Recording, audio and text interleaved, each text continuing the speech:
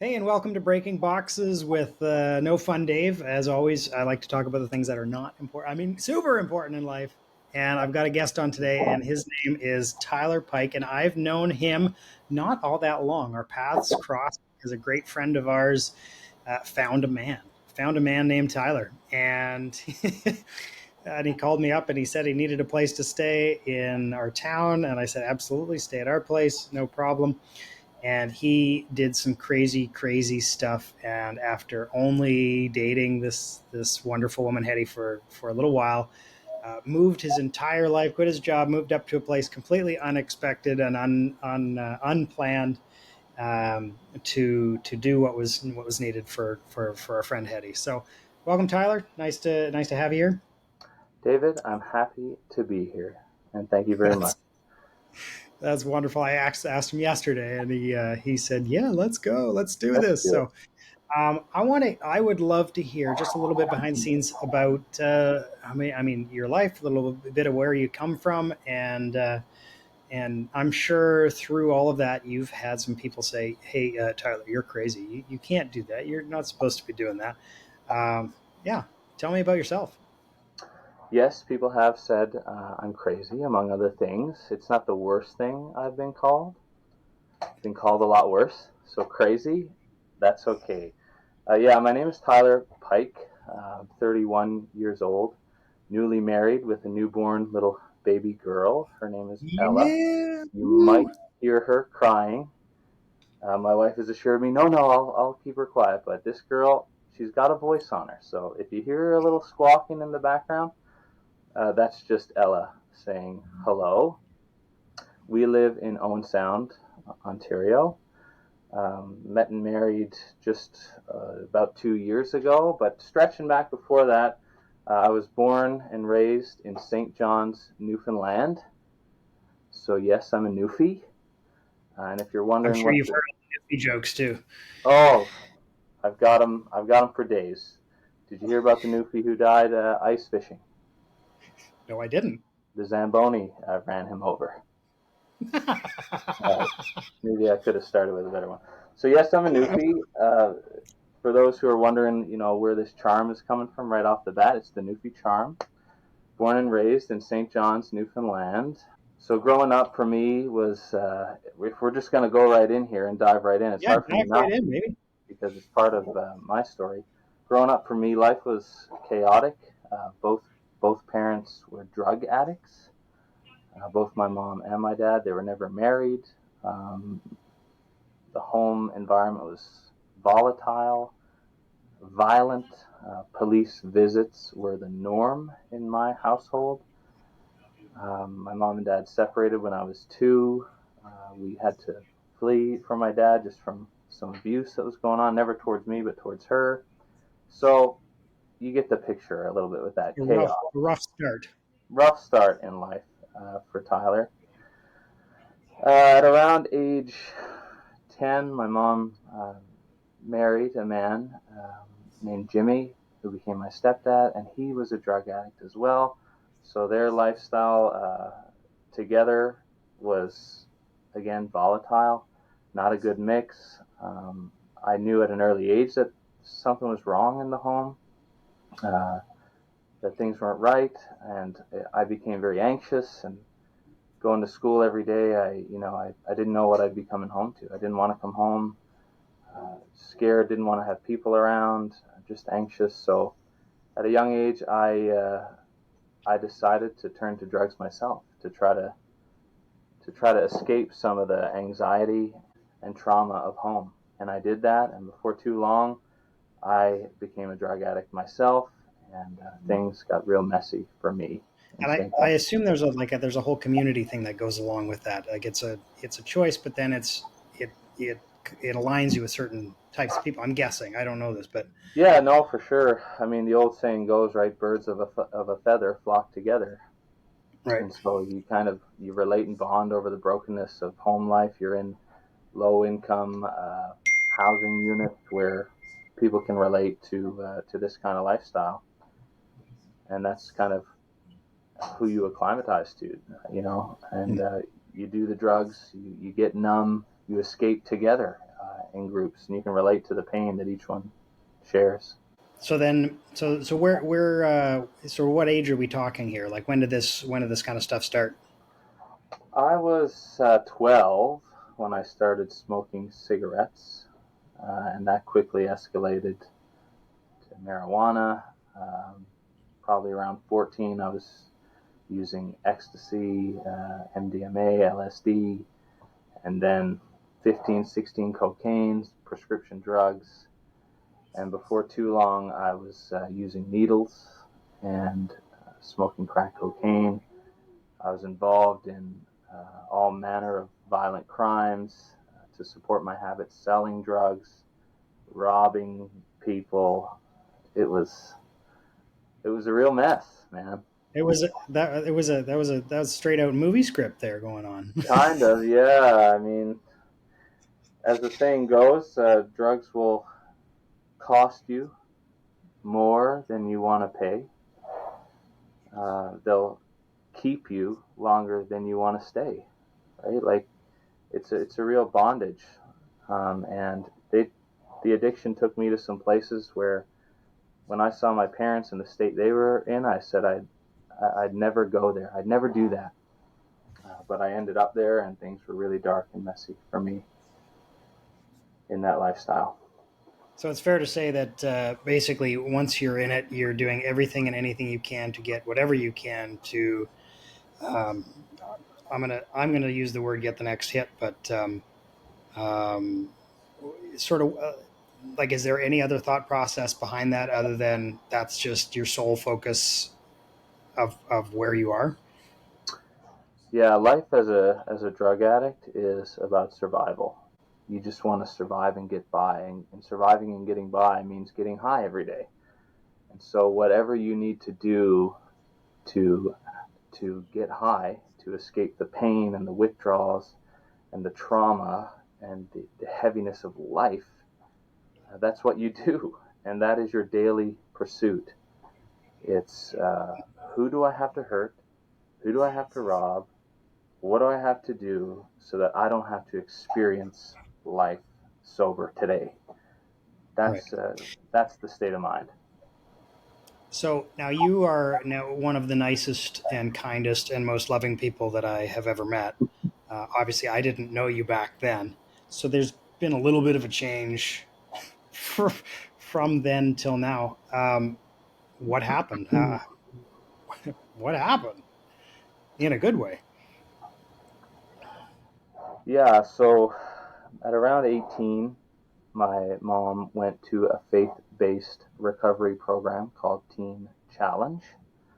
Very famous ministry, worldwide ministry for drug addicts. It's called Teen Challenge, but it's open, I think, from age 18 to 65. It's for anyone who's bound in various forms of addiction. My mom entered the program looking like, death. She was on death's doorstep, skin and bones, typical portrayal of a down and out drug addict. And within 6 months or so, I mean, she was a different person. She looked healthy and full of life. She spoke differently. She talked differently. She responded differently to things that would once irritate her. And she would reach out to me. So she went to the program in Ontario from Newfoundland. I was still in Newfoundland, and she would reach out to me and tell me that the cause of this change in her life was Jesus Christ, that she had put her faith in Jesus, and he had changed her. And so I was like, all right, whatever. Like, I'm glad it's working for you, but I don't really want any part of your religion. I wasn't religious. If you'd asked me, I believed in God, yeah, I guess, but I didn't know him or care to know anything about him. But she would reach out to me persistently and tell me about this Jesus who loved me and died for me, and that would kind of tick me off because I said, hey, if he loves me and he died for me, why is my life such a wreck? And how could he love me, a guy like me? Doesn't he know the things I've done? So it was kind of offensive, this love that she talked about. But she kept on, And eventually she came home to visit. And for me, David, seeing was believing. I heard her message. She told me. But when she came home to Newfoundland to visit me, I couldn't deny the change that I had witnessed in this woman that I had known as my mother for all these years. She was different. Couldn't deny it. And the change Sounds like something you've never seen. I never, no, nothing like that. I mean, maybe somewhere on an interview or in movies you hear about these dramatic life changes, but if you had known my mom in the state she was in, if you had known me in the state I was in, like you said, something miraculous happened, and I couldn't deny it. Uh, this wasn't just some set of rules or some tradition that she had gripped onto. Like I could tell that something about her heart and her mind had changed. It was dramatic, and seeing that change sparked hope in me, a little bit of faith in me that okay, something has happened here, and if this Jesus that you talk about can do this for you, maybe he can do it for me. That was the initial kind of spark of faith. So then what? So then, well, actually, things got worse. So it wasn't It's like, oh, I it find wasn't. it's so interesting. You've got like these you get these little glimpses of life into you in life, and then all of a sudden it just gets darker and darker and darker, and it's like, where was that light that I just saw? Like where was that hope that I just had? Now it's even worse. It's even further out of reach. Hmm. Yeah, it was there, and there was a spark of faith. There was a spark of hope. But then you go back to like reality almost, where there's a story in the Bible where these men are up on the mountain and they see Jesus transfigured and he's glowing, and it's this miraculous encounter, and they're awestruck. They come down from the mountain, and there's a man possessed by a demon waiting for him. Right. So here I am. I see this miraculous change.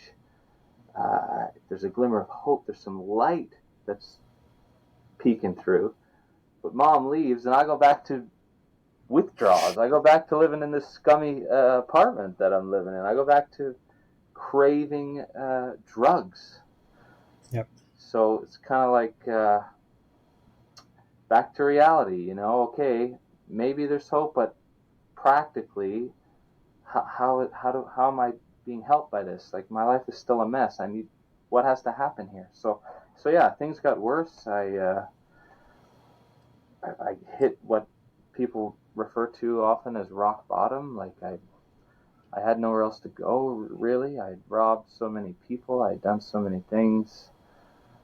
I was living with my grandparents, and even they, at the end of it all, said, Tyler, you can't stay here anymore.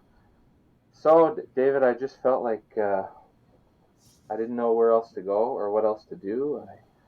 I was at wit's end. I had tried the detoxes, the rehabs,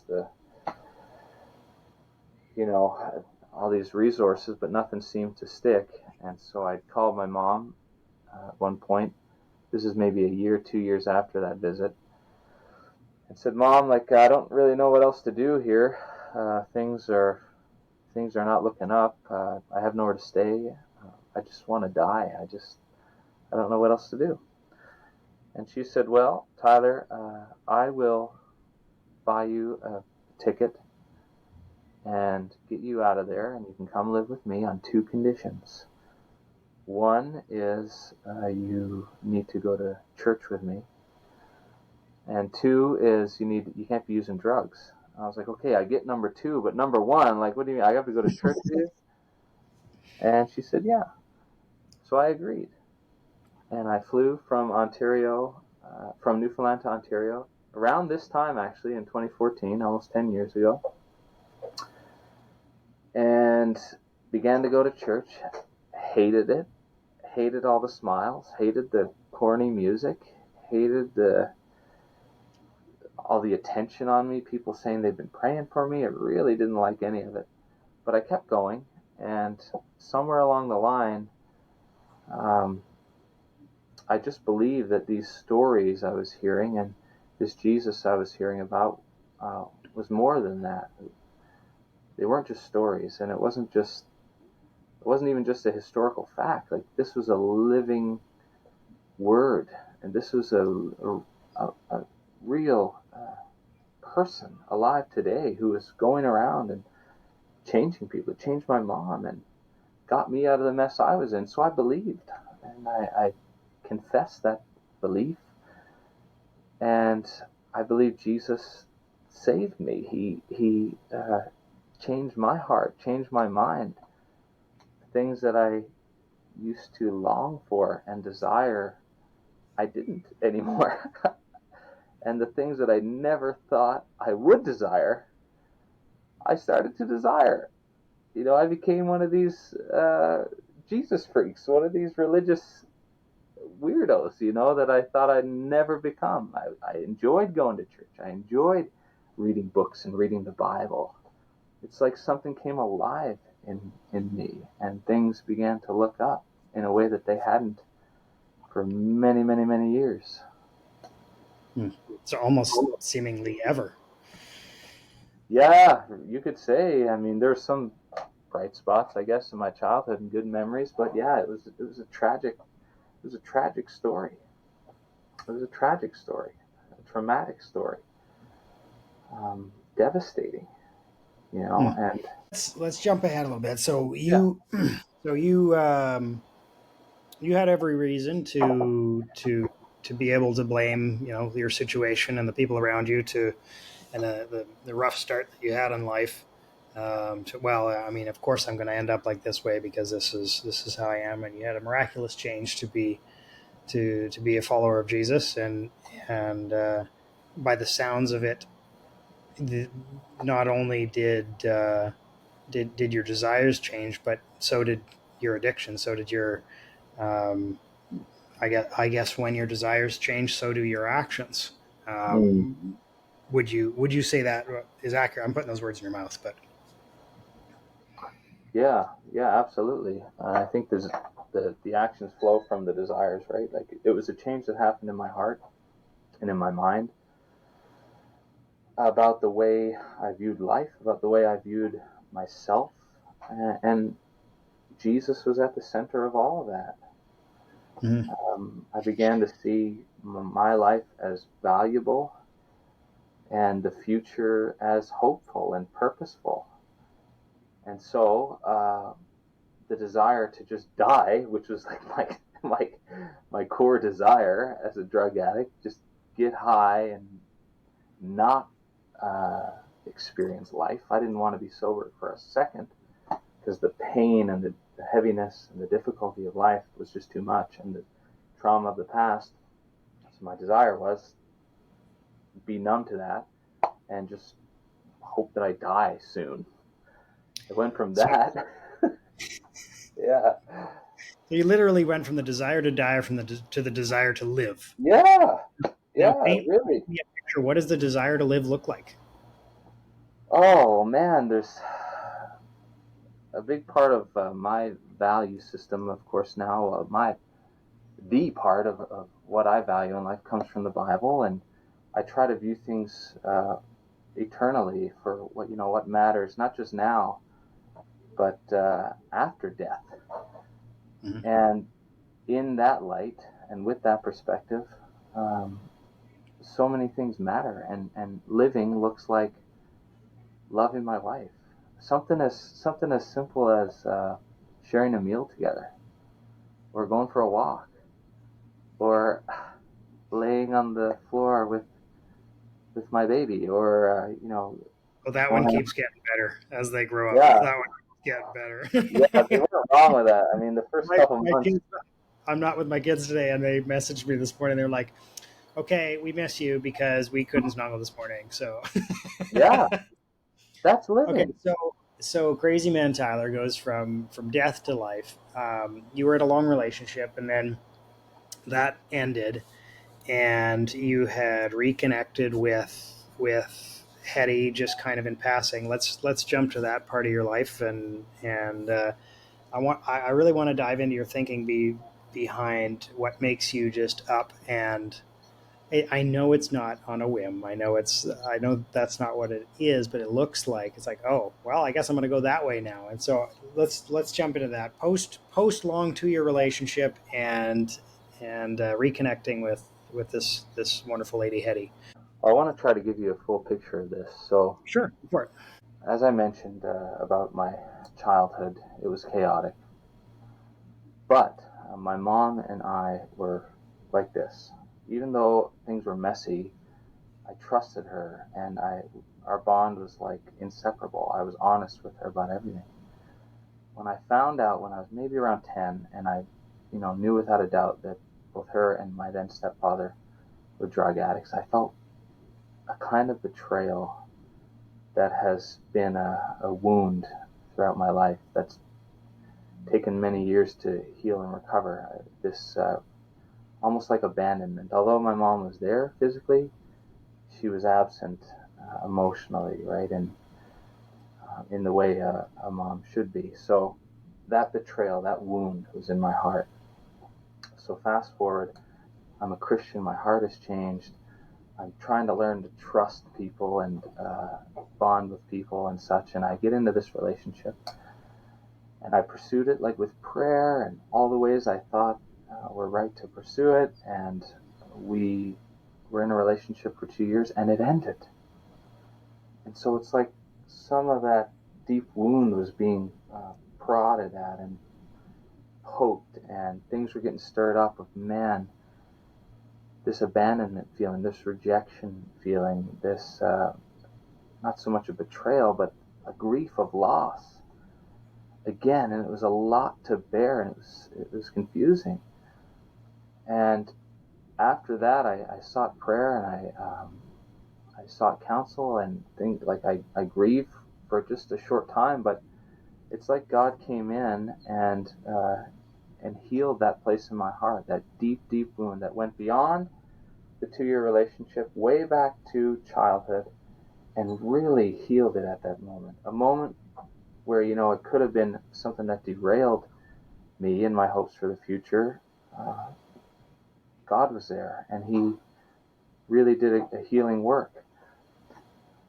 And so, in that time where I recovered, it was like maybe just even a few months after that long 2 year relationship, which sounds crazy, right? You think, okay, you need a long time to heal from that. But it was a miracle. Something happened in my heart. And I didn't have bitterness. I didn't have hurt. I wasn't upset. I just was like, something happened. And I was able, like, it was gone. And so I wasn't exactly pursuing another relationship, but I wasn't opposed to it either. And I was just surfing on Facebook one day and I saw Hedy.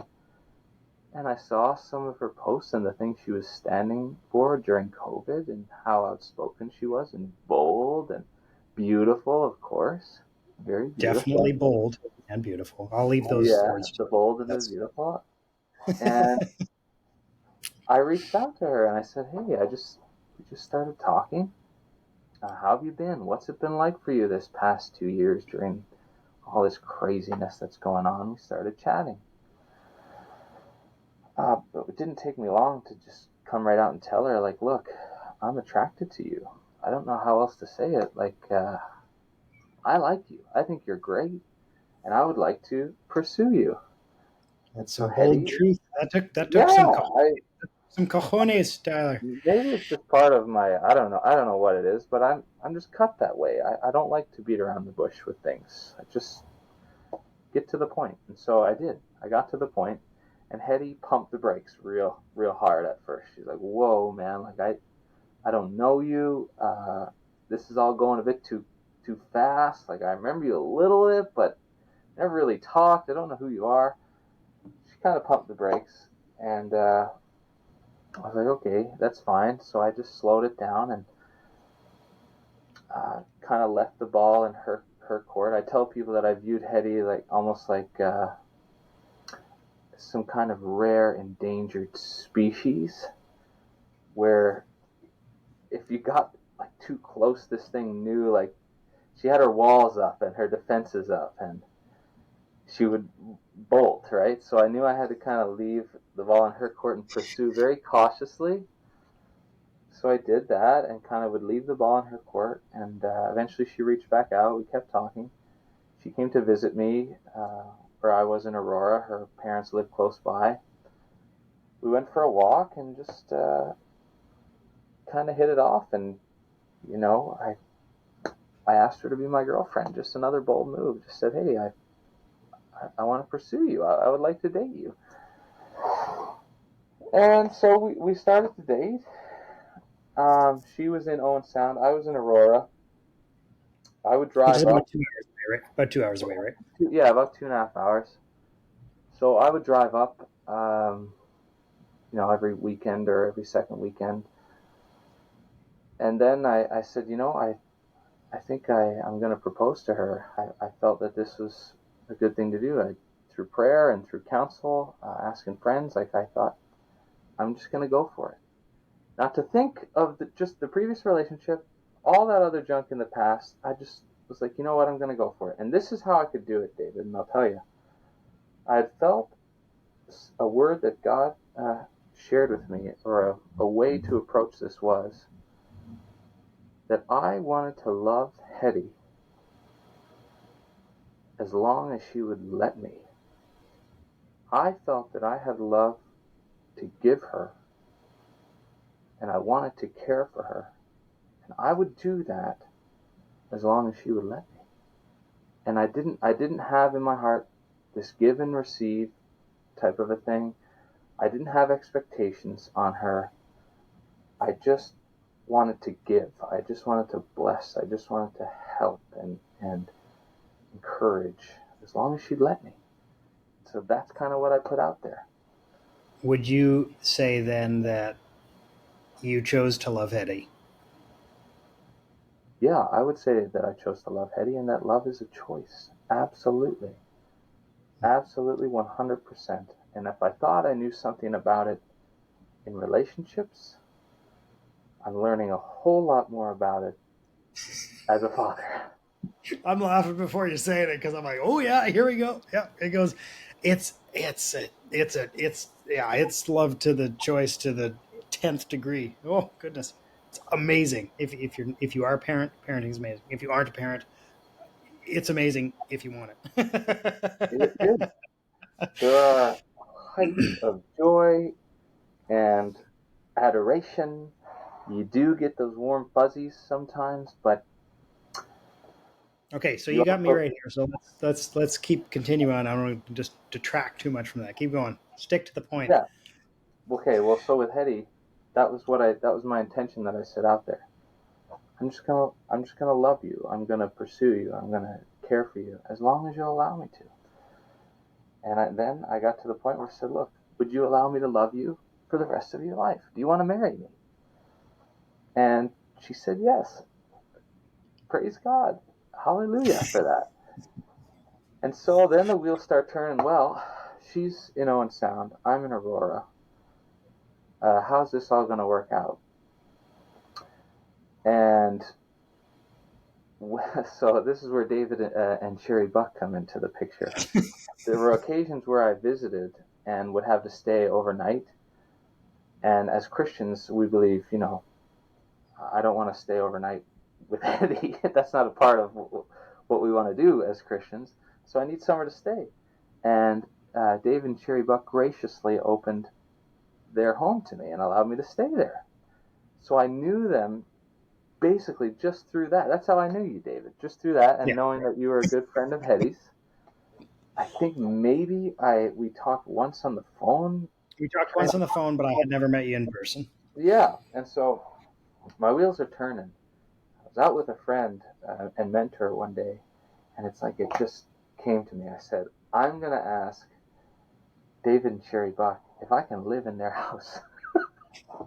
And I'm going to come up there in my car and pack my belongings, what little I have, and live at the Buck's house and propose to Hedy, and then we'll get married. This is my thought. So I phoned David Buck and I said, David, I think I called you Mr. Buck, and you didn't like that very much. No, no, I'm not a Mr. Buck. That's my dad's name. Yeah, so I said, Mr. Buck, David, here's what I'm thinking. laid it all out, and almost before I could finish, just so your listeners know the kind of person who's hosting this podcast, you are just shaking their head. Yeah, that's fine. We want to have you. And I kind of said, well, I tried to write Tried to myself stop. off a little bit. Yeah, I tried to stop. Like, wait a minute. You don't know me. Do you want to grill me? Ask me some questions? Uh, And challenge? I want to jump in here for a second because decision when you spend your life looking at, and this is how we interact with people, this is how we interact as parents and as husband and wife. We're always looking at the heart attitudes of people and the intentions of people, and judging people. Judging people isn't the right word, but judging people based on their intentions, but their heart attitudes, not necessarily the action that comes out, because sometimes the action comes out wrong, but the intention is good. So always looking at people from intention. And one of the things that you can note about people in their character is if you know the character of one person and that person loves or is heavily involved or vouches for somebody Mm. else, you can trust the character of that first person that you know to get a sense of what this new person is like. So, though I didn't know Tyler, I know Hedy, and I know Hedy's character, and therefore I know Tyler. And Mm. so it becomes an easy answer because we're looking at if Hedy's vetted Tyler, I don't need to. Yeah. Sorry, continue. No, you're right. I mean, it speaks to the character of my wife, and you're absolutely right. She's no slouch, I'll tell you. So Mm-hmm. you She's a said yes, headstrong lady. very strong. I love her. So you said yes, and I packed up my belongings. I think I did it in maybe 2 or 3 trips in my car. I didn't take a whole lot at all, little to nothing. We joke about what I brought into the marriage, like maybe a few spoons, a nice TV. That means something for the guy. Yeah, you got Really to get nice. the importance there. Yeah. Yeah, yeah, and a whole swath of books, like boxes on end of books, but not a whole lot otherwise.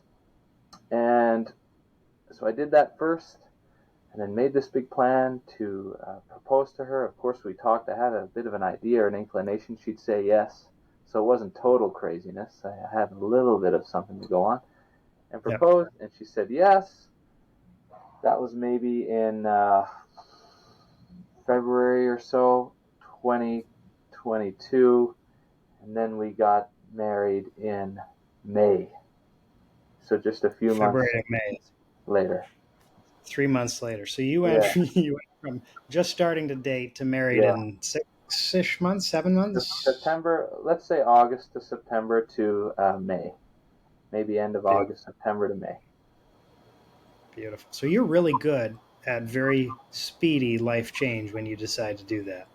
Yeah, I'm, And now you're a father. How old's I'm sorry. There's so many kids around. I Ella. can't remember anybody's name. Ella is 6 months old. She turned 6 months old July 13th. Okay, so here's what I Sorry, want to know. What January has 13th. what has changed in your understanding of love, life, grace, instruction, care, patience since from being married to now being a father? Hmm. Well, I prior to being a husband and father, I could have quoted several Bible verses to you about love. Sure. I would have even agreed with you that love is a choice, Hmm. but have never been confronted with living that out quite like I have been as a husband and a father. So what I've learned, especially, I mean, Hedy is easy to love. She's wonderful and vibrant and full of life and gracious and forgiving and supportive and encouraging and fun and all those things. She's wonderful. So it wasn't as challenging there. But with little Ella, for the first few months, I've learned about love. That love pours out without getting poured into. Mm. It gives without getting, or even a desire to get in return. It's Mm. sacrificial. It's not self-centered. It's not self-seeking in any way. It doesn't want to be noticed, this kind of love. It just gives and gives and gives. There is a verse in the Bible that says that God is kind to the ungrateful and to the wicked. Not that Ella, my little daughter, is ungrateful and wicked. Maybe ungrateful because she doesn't know and understand. It's all just, I need help. I need her calling is to receive. So if I can just illustrate this in the negative sense, or in the inverse side of that, if you in loving Ella did anything other than an only giving love, it absolutely wouldn't work. If you expected something in return specifically from Ella, Mm-hmm. it wouldn't work. You would be disappointed. You would be depressed. Absolutely. You'd be shaken. You'd be not able to continue. You wouldn't want to continue in that relationship because you weren't getting anything back. Absolutely. And if it relied on feelings, on emotions, On on the amount of sleep you're sensation, getting. on sleep, it'd be over. And a Right. friend of mine said, a Christian friend of mine said, you know what?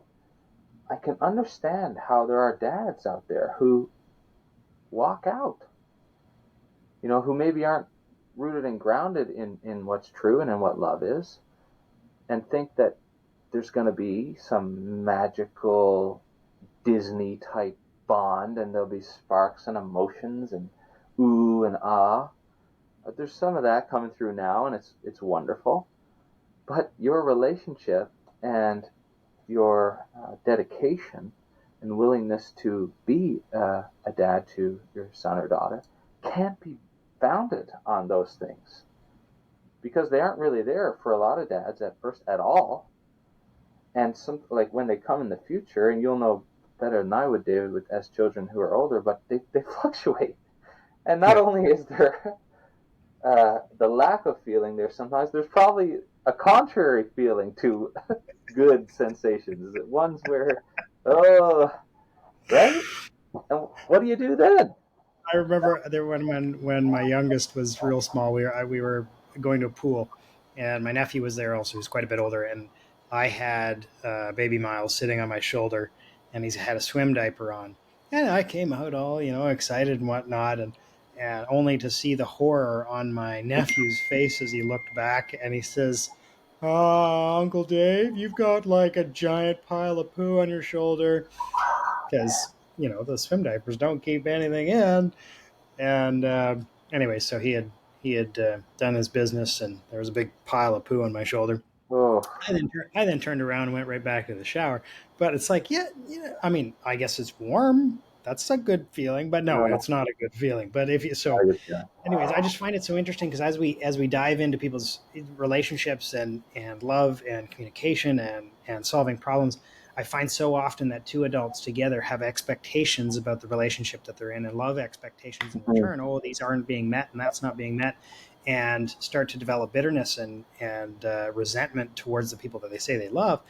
And when we shine it in light of a child who can't give that back, but they're human, right? Just Mhm. like your spouse is human, just like you're human. That relationship from your perspective is out, not in. When it's working amazingly, yeah, there's some stuff that comes back and it's great and it feels wonderful, but there's other times it feels terrible, and you're going to choose to do the thing that you need to do to love that person, even when you have to clean poo off your shoulder, or Mhm. when you have to wake up in the middle of the night because there's crying and a fever and a runny nose and they can't breathe properly, and you got to swoosh out their noise. No, like life's ugly, right? Life is filled with hard, but there's some guiding principles to how to love another human, or how to communicate with another human, or how to provide for them what they need. Period. Mhm. As you say, without expecting anything in return. So, no, that's really interesting. I found a very similar thing when I became a parent. That Mhm. there's a different level. There's a different level of love, or a different level of love understanding that comes out once you're having to care for a child. But Yeah, I found there's two things that have, whether you call them principles or values or ideals or whatever, There are two of those that have really kept me grounded, foundational truths, let's say, that have kept me grounded and have helped me thus far as a father and a husband, and that I trust will help me in the future. And so the one is a revelation of what love really is, as we're Mhm. talking about, what it looks like, how it acts, how it doesn't act. 1 Corinthians 13 in the Bible is the classic definition of what love is, what it does, what it doesn't do. But the second thing that I've tried to stay tethered to and remind myself of in marriage is this idea of dying to myself. Mm. Uh, there's a famous German theologian and martyr named Dietrich Bonhoeffer, and Bonhoeffer famously said, when Christ calls a man, he bids him come and die. Jesus Christ, when he calls people to follow him, that's how he calls them. Come, deny yourself, take up your cross and follow me. Die to yourself. So what does that look like practically in marriage? What does it look like as a dad, as a neighbor, as a human? It looks like reminding yourself in whatever comes that it's not about me. It's about living for the benefit of another and being satisfied with that. So Amazing. when I do something around the house, I I can't do it with the mindset of, oh, I'm doing this, therefore you do that. Or, hey, I'm doing this, don't you see me? Or, man, you know, I'm doing this, you didn't do that, I feel this way. It's like, man, it's not about me. I believe in honesty and open communication in marriage. Hedy and I can express sometimes if we're feeling a certain way, and I think that's amazing and wonderful. Communication's huge. But rather than being resentful and bitter in moments when I expect something to be done for me, or something to change, or something to be noticed, I choose to remind myself of, and I don't always do it well or at all. Sometimes I fail. Are you saying you're not perfect, Tyler? I am saying I'm not perfect. Dang it. Okay. What a start to this podcast season. You got a guy on here who isn't perfect. People are gonna be shocked. You're gonna Death be to shocked. life, not perfect. Great marriage, parent. My goodness, we're hitting Yeah, all it's the not good all stuff. no of that call and of who, because that's who Jesus is. The Jesus who brought me from death to life. He's the one who died for me when I didn't deserve it, when I didn't care, when I didn't respond. He did it still, Yep. and that's what he calls me to do.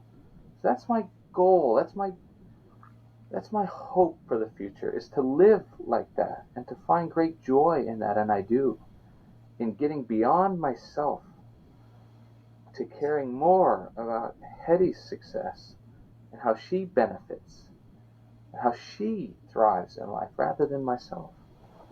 So, would you say that your quality of life, or your amount of life, your lifefulness, I'm coining new words there, lifefulness, is is increased by focusing on another person's needs above your own? Absolutely, absolutely, and I think that's the radical call and uh, culture and structure of Christianity, of the true Christian faith. It's this paradigm or paradox. Paradox, I think. Paradox. The kingdom of God is this mysterious paradox where in giving you receive. Right? There's this famous prayer by a man named Saint Francis of Assisi, and he said, "Let me be an instrument of thy love, uh, that I might not so much seek to be comforted, but to comfort; not so much to receive love, but to give it. For it is in uh, giving that I receive. It's in comforting that I'm comforted. It's in dying that really I come alive."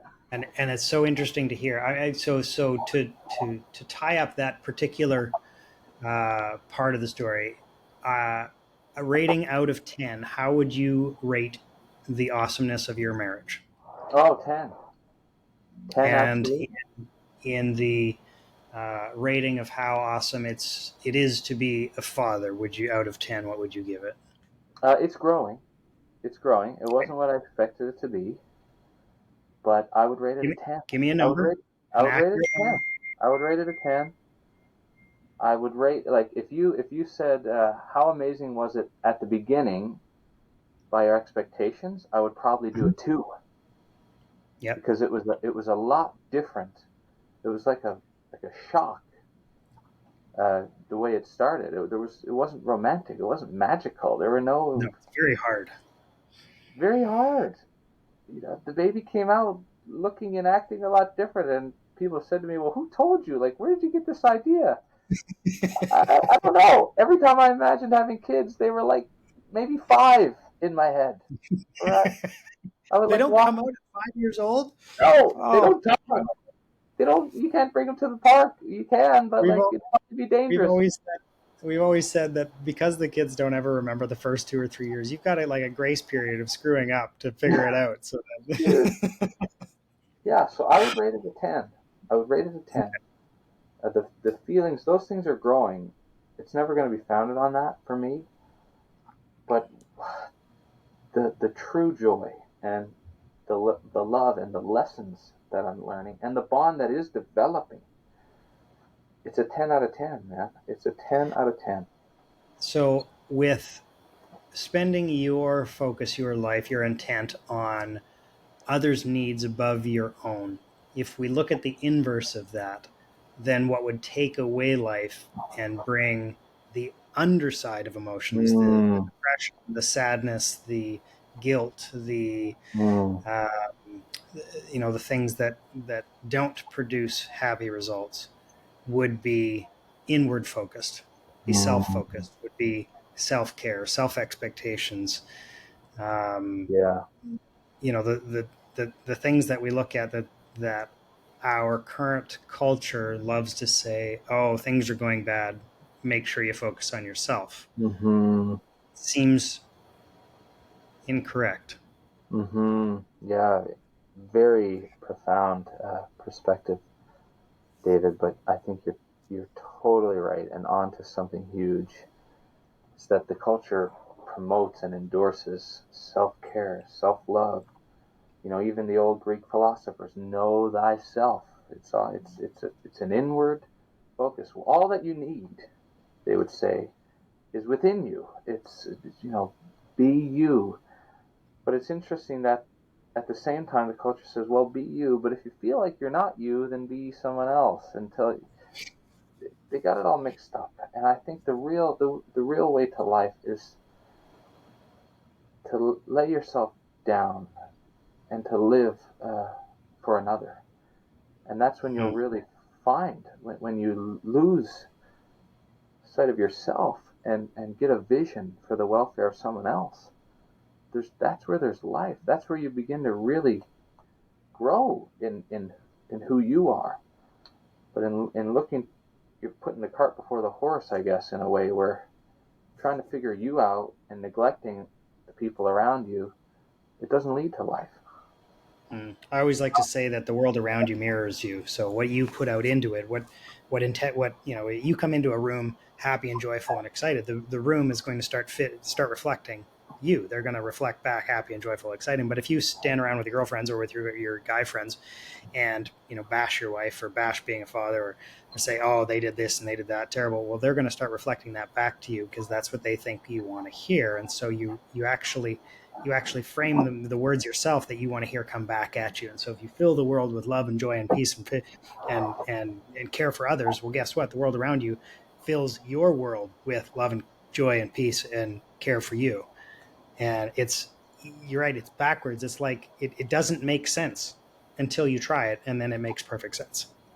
Mm-hmm. Um, but Well, that Tyler, I know you better now. This is awesome. I love hearing stories of real people, real life, and real challenges, because life isn't rosy. It's not easy. It's got a lot of challenges. You've had a lot of challenges, um, and I guess I would like to wrap up and just say, like, anybody listening, that you know um, you are not alone. Whether you're, if you look at Tyler's story, if you're in the depths of addiction and see no way out and feel like you're at rock bottom, you're not alone.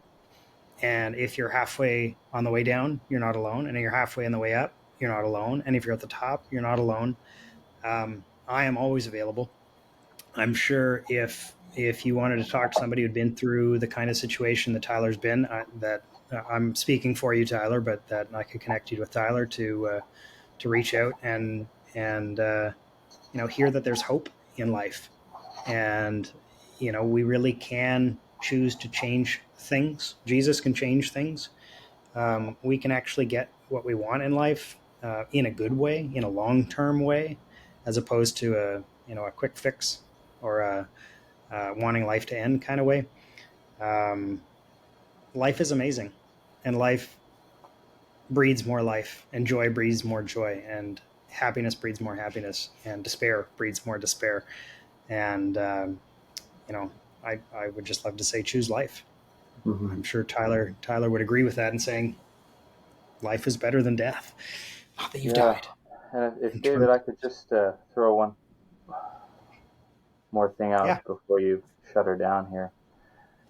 Often, when you hear a story like mine, even when I tell it, it can seem like, okay, darkness, tragedy, chaos, Jesus, everything's brand new, bright, beautiful, like it happened in a flash.